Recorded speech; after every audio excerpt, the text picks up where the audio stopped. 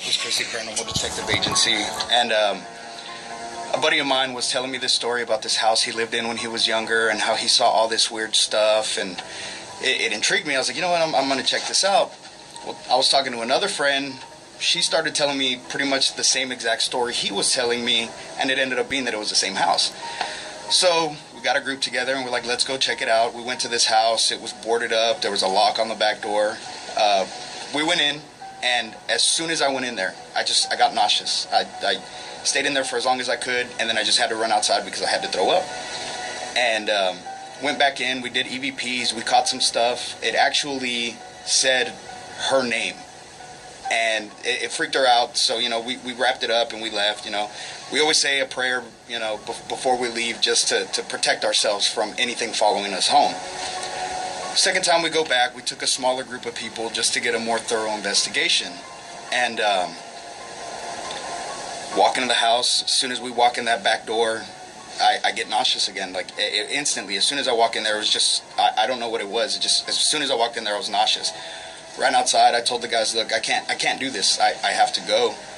So I left. Didn't say a prayer, nothing. I just wanted to get out of there. So went home that night, and I woke up and I was completely drenched in sweat. Like if somebody had poured water on me. My comforter was soaked through.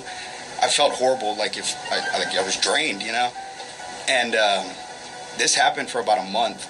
During the day, I couldn't function. I thought maybe I was diabetic or something. Went to the doctor. Doctor said there was nothing wrong with me.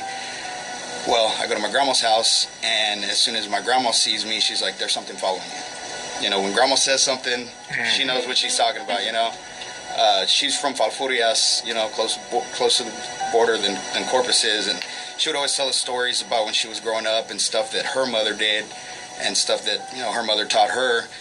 So she did this little ritual, and basically what she did, apparently, from what she says, it was a demonic spirit that had attached itself to me. I was going through a rough time in my life, and so she bound it to an object that meant a lot to me, and she told me that I had to give it away as a gift, and somebody had to accept it, and I had to let them know that this is what's happening.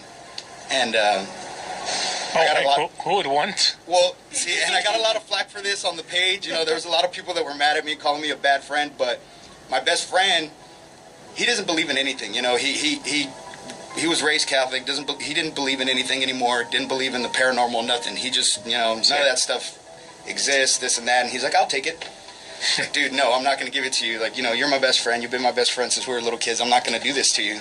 I was like, because I know how it feels, and it's horrible. Well, I ended up giving it to him. He wanted it, so I was like, you know what? Fine, whatever. Like, you do with it whatever you want after this. He calls me the very next day. Dude, completely dressed in sweat. I was like, no. He was sending me pictures that he was, he woke up in the middle of the night completely dressed in sweat, and he started feeling sick the way I was feeling. Well, he works in the oil field, and he was telling another guy what happened, and the line that it was going on. Well, he gave the keychain to that guy. Well, that guy ended up throwing it down an oil well or something, so it's long gone. Hopefully the spirit or whatever it was that was with it stays with that. And that right there, I'm very skeptical too when it comes to spirits and stuff. Like, I don't believe in the whole orbs and all that. I always try to find the logical before I say it's paranormal. Right. That's how Dan is. Mm-hmm. And you should have brought the keychain to him. No, I wouldn't wish that on anyone. Thank you, Bob. But and that right there, that's what made me want to do this even more. As far as trying to help people when they have stuff going on in their house, or if they're hearing noises, if I can go in there and say, oh, okay, well, it's an old house, the foundation's settling, or Right. Try to find the logical before you say it's paranormal, because you can take pictures and this and that, but any little thing in a picture is going to look, that looks creepy, but it's human error, you know what I mean? Like, there's a lot of things that you can explain. The air can get in the way, Yeah. There's a lot of things you can explain before you can say, oh, it's paranormal, But that right there, that's the one thing that really... What was the time frame when she found that object and you felt the difference? It was that same. As soon as I gave it away that night when I went home, I was able to sleep good. Like I golden after that. Grandmas, I tell you. Yeah, grandma's, yep. Once again, Corpus Christi Paranormal Stories. You can look it up on Facebook, and there's plenty of more stories that you can read. Thank you guys so much for coming this morning, waking up early, sharing your scary stories with Dan and I. Yes. I don't think Dan's going to be able to go to sleep tonight. And the thousands of listeners out there, thank you so much. We really do appreciate it. That's just that's very, very interesting.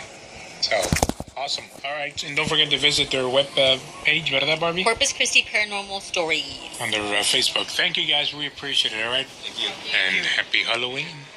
Ándale.